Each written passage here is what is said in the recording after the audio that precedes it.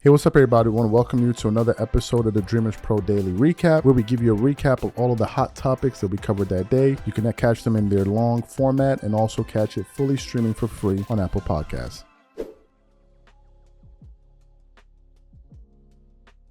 Okay, so let's get into it. Let's get back into the sports. As you guys know, yesterday was election day, so there were no NBA games, right? There were no NBA games. It seems to be a tradition now where the NBA cancels all of its games, or at least suspends them on election day, encouraging people to go out there and vote, and then also giving the players the opportunity to vote. And then they resume their games the following day. But just yesterday, I was just relaxing on my computer, and I came across a segment on ESPN First Take, and it was a panel of Stephen A. Smith, Molly Karam, Kendrick Perkins, and Shannon Sharpe. And they were reacting to the loss that the Lakers experienced at the hand of the Pistons on the road, which now the Lakers have, I believe, a 1-3 record on the road. I could be wrong. So I saw the game. We actually did a live where we reacted to that, but it was the first time I got a chance to hear what these guys had to say on television. So at the beginning of the segment, Molly Karam was essentially asking, Are there any concerns for the Lakers after they dropped a game to the Detroit Pistons, given the fact that LeBron played 40 minutes in that game, Anthony Davis played 39 minutes, and they both balled out, and somehow, some way, they still found a way to lose that game? And when it came time for Shannon Sharpe to speak, I was absolutely floored at the reason he gave for why he believes the Lakers are struggling and why he's concerned. So what we want to do is we want to play exactly what Shannon Sharpe had to say for you now, and then we're going to come back and continue on the show. Take a listen to him here. Shay, I'll start with you. I know your Lakers near and dear to your heart. Are you concerned? I am, because of the bench. They have a very poor bench. They scored 10 points. They got outscored by 17. Detroit bench got 27. The Lakers got 10. That's not nearly good enough. There were several guys, Stephen A., that got some great cardio. They played 18, 19 minutes and didn't put the ball in the basket. That's not good enough. Anthony Davis is playing better than he ever has before. You know what you're going to get from LeBron James, which is consistency. Points, rebounds, and assists. AR-15, doing great. D-Lo come and goes, Rui. But the bench, we've got to get better production from the bench in order to have a chance to compete, seriously compete for an NBA title. Absolutely. No disagreement here. I don't expect you to be sitting courtside for any Lakers games in the very near future. Let me throw that out there. There you go, man. What that got to do with the question? It got everything to do with for me, okay? So you heard what Shannon Sharpe had to say. These guys are unbelievable. These people are actually unbelievable. Shannon Sharpe is up there complaining about the fact, oh, the Lakers don't have a bench. The Lakers don't have a bench. And it's not just Shannon. If you listen to even some other Laker creators, when they lost that game, oh, the Lakers don't have a bench. The Lakers don't have a bench. The Lakers don't have a bench. Just hollering and screaming and causing all kind of disturbances, just slapping it up, twerking it up, pouring honey all over the table. These people are just absolutely... So this guy's out there complaining about we don't have any help. But you dudes were the same ones up there twerking it up all night long when Bronny James had his debut night with LeBron James. All of y'all were like, oh, Bronny gonna be... So if the Lakers were so concerned about establishing and building a strong bench, why would y'all draft Bronny James? You're talking about you don't have any production off the bench. Meanwhile, y'all drafted Bronny. Bronny's sitting on the bench, and he has a guaranteed contract chilling on the bench. And whenever he comes in the game, it's like worldwide news. He scored 2 points, and you would have thought that it was the second coming. But here's what makes it worse, and why these people are just absolute hypocrites. Shannon Sharpe is complaining about the fact that the Lakers don't have a bench. But the Lakers had an opportunity to actually build a bench. I want to bring up a name of a player that I know a lot of you are aware of. His name is Quincy Olivari. Okay? His name is Quincy Olivari. Quincy Olivari, okay, played for the Lakers in 4 preseason games. Okay? 4 preseason games. In those 4 preseason games, he was averaging 8.8 points per game in just 13 minutes, on 52% shooting from the field, 57.1% shooting from the three while attempting 3.5 threes a game. He shot 100% from the free throw line. He was getting you 3.5 rebounds, 1 assist, 2 turnovers, and 0.3 steals. They let that guy go. Do you know who they kept? Let me read you his stats in six preseason games while playing 16 minutes a game. The other player they kept was a player averaging 4.2 points per game on 29.7% shooting from the field, 8.3% shooting from the three, 50% from the free throw line while getting you 1.7 rebounds, 0.3 assists, 1.2 turnovers a game. Do you know who that is? Do y'all know who that is? That's Bronny James. The Lakers were so concerned with building out a solid bench that they kept Bronny and let Quincy Olivari go. And then we get to hear people come on television talking about, man, the Lakers ain't got a bench. The Lakers ain't got a bench. What about Bronny James just sitting his behind right on the bench that you dudes was up there twerking, hollering, and screaming for? Cheering it on, pom-poms and all. Now, some of y'all gonna be saying, well, come on, man. Come on, son. Yo, he the 55th pick, B. He the 55th pick. Like, yo, what you want him to do, son? He the 55th pick. Like, I don't understand you. Why you putting so much pressure? Fantastic. He the 55th pick. Quincy Olivari wasn't even drafted. And Son was looking way nicer than Bronny James. And you dudes let him go and kept Bronny. You had a young player that could have come off your bench and contribute immediately. But the Lakers were like, nah, we're not feeling all of that. We don't want to do all of that. We want Bronny to do his thing. We want to make history with Bronny. Well, you're making a history with him. So don't complain about you don't have a bench. Am I going to say that Quincy Olivari was going to be a difference maker? No. But we do know he would have been able to make an impact sooner than Bronny. We all know that because we saw it. And Bronny had a larger sample size with more games and more minutes. And this dude was averaging almost twice his points, shooting 20% higher from the floor, damn near 40-something% higher from three, and they let him go. So I don't want to hear nothing about Laker fans and Shannon Sharpe and all of these Laker fans on the internet hollering and screaming that they produce, we ain't got a bench. Tell Bronny James ass to stand up and go score since you dudes wanted him. These people are unbelievable. We're going to get. And then the other thing I got to say, it just sounds like y'all are already working on the next excuse for LeBron.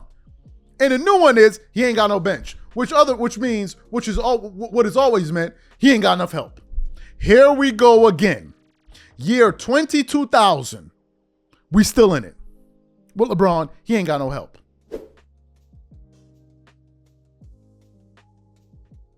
As you guys know, there were no games in the NBA yesterday, but there were games prior to that. And the night before, we got to see teams like the Los Angeles Lakers lose. And we also got to see the Milwaukee Bucks lose, who now, I believe, just by taking a quick snapshot of the Eastern Conference standings, the Milwaukee Bucks rank dead last in the East with a 1-16 record, 1-6 record. And as a matter of fact, the Bucks have the second worst, or they're tied for the worst record in the NBA with the Utah Jazz at 1-6. That's how bad the Milwaukee Bucks have been. And it's hard to blame it on their key players in terms of their productivity because these guys have been out there balling, but nevertheless, they've been finding it extremely difficult to come by wins. So what happened? They were on ESPN First Take, Shannon Sharpe, Kendrick Perkins, Stephen A. Smith, Molly Karen. And they were talking about the Milwaukee Bucks and the state of affairs with the Milwaukee Bucks. Stephen A. Smith made his analysis. Kendrick Perkins made his analysis. And then came along Shannon Sharpe. Instead of Shannon Sharpe analyzing the problems with the Milwaukee Bucks, Shannon Sharpe decided to take it upon himself and use the moment of where he could analyze the issues the Bucks were facing and instead draw a parallel to his beloved LeBron James and essentially went on an attack spree on Giannis Antetokounmpo, who they didn't even bring in LeBron into this topic, and started attacking Giannis for some comments that he made that Shannon Sharpe thought he was secretly dissing LeBron James, and he used the opportunity to essentially trash Giannis. So what we want to do now is want to play exactly what Shannon Sharpe had to say on ESPN First Take about Giannis Antetokounmpo and LeBron James, and then want to come back and continue on the show. Take a listen to Shannon here. Shay? Every coach is there because of Giannis' blessings. He wanted to move off from J. Kidd and got Mike Budenholzer. Mike Budenholzer won a championship. A couple of years later, they struggled losing the first round. He wanted a different head coach. They bring in Adrian Griffin. He was 30-13. That wasn't good enough for Giannis. They got Doc Rivers. He wanted, as Perk said, he wanted another superstar. But in the process of getting that superstar in Dame Lillard, you weakened your team because your own ball presence, what Holiday is. So what you did, not only did you weaken your team, you strengthened the team that's been your chief competition in the East. You made them damn near unbeatable. They got two young guns, two guys that can hound the basketball in Derek White and Holiday. And you got a big guy in the presence, Zingers and Al Horford. No, Giannis, don't run. Why are you going to set the house on fire and then you going to run your ass up out of it? No, stay there. If it burns down, you set it on fire.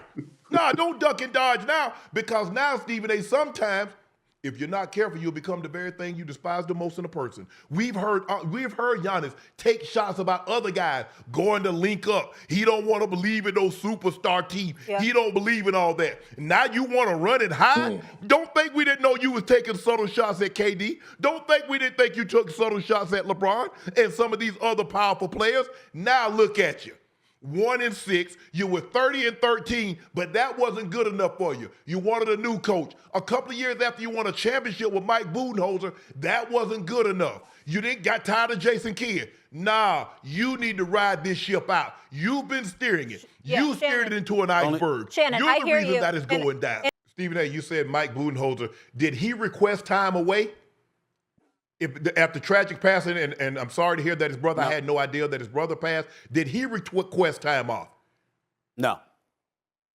Not to my knowledge. So in other words, not to my knowledge. Do you believe Milwaukee went to Giannis? So if Mike Budenholzer, if Giannis goes to the management and says, I love Mike Budenholzer, this man has won me a championship, is Mike Budenholzer in Phoenix? I don't know, Shannon. So you heard what Shannon Sharpe had to say. Instead of addressing the situation with the Milwaukee Bucks, Shannon took it as an opportunity to diss Giannis Antetokounmpo for things that he said that he thought he was speaking about LeBron James. Now, here's the breakdown of this. The fact of the matter is, when Giannis said that he wasn't in the mood for basically twerking it up all over the place and creating super teams up and down, at the time he said that, a lot of NBA fans supported him. The reason a lot of NBA fans supported him was because they grew tired of super teams. They grew tired of it, of super teams. That's the first point. The second point is where we totally destroy Shannon's first point, which was, oh, you said you don't want to team up, you don't want to team up, and you don't want to team up, you don't want to team up. Now when you realize how hard it is, you have to team up. There's a fundamental difference here. Giannis won his first championship without being on a super team. He wasn't on a super team. So that argument goes right out the window. It wasn't a Miami Heat. It wasn't even a Cleveland Cavaliers type of situation. It was not that. Giannis won that championship as the main guy while playing with some really good role players like Drew Holiday and Chris Middleton. Those guys are not superstar players or all-star players, like perennially. He won on a very good team. So Giannis already got the monkey off of his back. And a lot of NBA fans gave him his props. The same way a lot of NBA fans give Nikola Jokic's props. The same way a lot of NBA fans gave Kawhi Leonard's props at the time. Giannis already did that. He already did that. In the case of what Giannis finds himself in, I don't think Giannis wants to go to another super team. or create a super team. As a matter of fact, according to some of the reports I've been hearing, I've heard teams like the Brooklyn Nets pairing up with Ben Simmons. That's a super team. Really? Going to the Miami Heat. That's a super team. Jimmy Butler and who? Tyler Hero and Bam Adebayo. That's a super team? Like, what are we talking about here? So I don't think Giannis is trying to form a super team. Giannis already got that moniker off his back. He already won the championship. What amazes me is how Shannon was able to relate this back to this is what kills me. LeBron fans will tell you, oh man, all you do is talk about LeBron. But if we have a period of time when people are talking about other things that have nothing to do with LeBron, they find a way to bring it back to LeBron. That's what Shannon Sharpe did. Nobody there was even thinking about LeBron James in the moment. If you notice, he was the only one that drew that comparison. Everybody else was analyzing different aspects of the situation that's transpiring in Milwaukee. But Shannon was like, no. This is a great moment for me to use it to big up my man LeBron James and talk about all the woes and all of the stress and the drama that he's. No! And no matter who Giannis joins, it will never be as egregious as what Kevin Durant did or LeBron did. Where's the team? Where's that team at? Where the team at? You can't even say if Giannis goes to the Warriors is like what they did before. It's not. Because that former Warriors team had Stephen Curry, a younger Stephen Curry, a younger Draymond Green, a younger Klay Thompson, and then they added Kevin Durant. And then they added that. That is not what it would be, even if he went to the Golden State Warriors. If he goes to Miami, yeah, you have Bam Adebayo, but I don't think Bam Adebayo was better than a prime Chris Bosh. I wouldn't say that. And I damn sure will not say Jimmy Butler, a prime Jimmy Butler is better than a prime D Wade. I absolutely will never say that. So what are we talking about here? But it's unbelievable. Unbelievable. Yet again, it always comes back to LeBron James. As you guys know, election night was last night, and we now have a new president of the United States. First of all, I want to congratulate Donald Trump for becoming the 47th president of the United States. He's the president now, and whatever you think, whether you like him or not, he's now the new president. And I've always been one of those people. No matter who's in office, you always have to respect the office. Now, this is just my point of view. I'm not saying who you should like or whatever it is. That's just my personal ideology there. So there's that. Now, going into election night, we know that it's been a very politically charged environment, at least as it pertains to the United States, where people feel very strongly about the things that they feel about. But we've also known throughout the history of the United States, especially in media, we've always known that things can get a little bit dicey whenever you infuse sports and politics, right?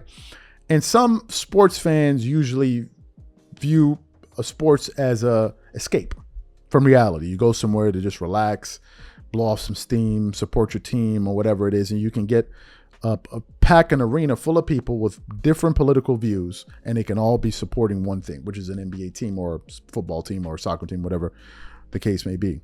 But over the last few years, we've been seeing politics rear its head in the sports world. We really started to see that a lot on ESPN First Take around the Colin Kaepernick situation and so many other moments that we've had throughout the years. So what happened? Just this morning, I was going through the internet and I came across a pretty interesting sit down that took place on the Dan Le Batard show that featured Nick Wright, who's now presumably the face of FS1. We actually produced a show about this not too long ago where they're looking to make him the face of Fox Sports. And during this sit down, Dan Le Batard decided to ask Nick Wright to weigh in on the political climate in the United States. And not only did Nick Wright weigh in, he took it a step further. He actually dared sports fans to judge him for his views. And he welcomed it. And I was like, man, Nick is really going for it here. So for those of you who didn't hear what Nick Wright had to say, Want to play what he has to say for you now, and then want to come back and continue on the show. Take a listen to that there. I did want to have you on Election Day, not just after a Chiefs victory, because I told you a long time ago, I don't know how early it was in your career, but you had spliced up on television about 5 minutes of commentary on race that was very high degree of difficulty. I didn't see it done very much on television because television generally doesn't have the room for it. On Election Day in an America that must confuse you, even though from Kansas City you've seen and lived around all types, and you've seen Kansas City boo unity on opening day because we've all fought about Kaepernick for 8 years to sort of welcome in this time in America. I give the floor to you now to talk about what is happening today, because I don't know your level of fear, and I don't know how disappointed you've been by America over the last 8 years. I'm going to take, if the floor is really mine, I'm going to take it in a slightly different direction, because I don't know that I have the right to be disappointed. I don't think anything that's happened in the last 8 years is anomalous to periods of time and things that have happened over the 250-year time we've been a country. I mean, we try to act like, oh my God, we've never seen this. But I mean, Woodrow Wilson hosted a Klan movie in the White House. Like we had a chance at the country having a true racial reckoning, and then post-Reconstruction, or the end of Reconstruction, to basically guarantee a White House, they said, okay, we'll pull the troops out of the South and you're on your own for the next 70 years. We used to live in a time of political assassination just with regularity. So I try not to be hyperbolic about where we are, because to me it lionizes where we've been. And I think we are who we are as a country, and we are attempting to be a truly multiracial democracy, and, it's fits and starts. What I will say is this: it has become popular to say you should not judge people for their politics. And I am just here to say, please judge me for mine. I want to be judged for my politics. I think that who you are politically is very often a very true testament to who you are. And so if you ask me my values, that aligns with my political leanings, and my values are who I am. And so I get bothered by this idea that it is a failing to judge people for their politics. I don't think it's a failing. I think it's what we're supposed to do. And if you have had your eyes wide open the last decade, and you today are like, listen, I like what Donald Trump represents, whether it is because purely, like some of my buddies who are big in the poker world, I'm pretty convinced they are a single issue voter, and the single issue is their crypto portfolio. And they just think Trump will be better for crypto, so they're going with him. I judge you for that, flatly. Listen, I make a ton of money. I don't, the idea though that I would vote one way based purely off top marginal tax rate, I judge myself for that. You can, but you deserve, in my opinion, to be judged for that, positively or negatively.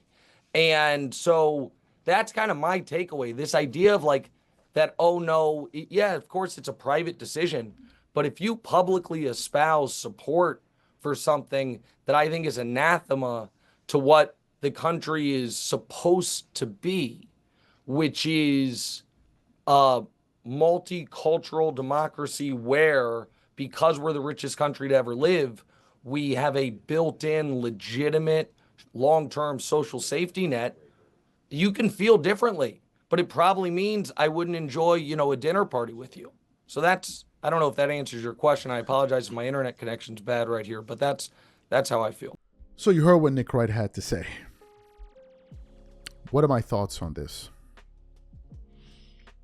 I'm just going to speak from my personal experience. As someone that has been adverse to speaking about politics over the last few months now, about 5 months ago, I decided, hey, you do have some thoughts on some broader societal issues. Why don't you start focusing on discussing a little bit of politics?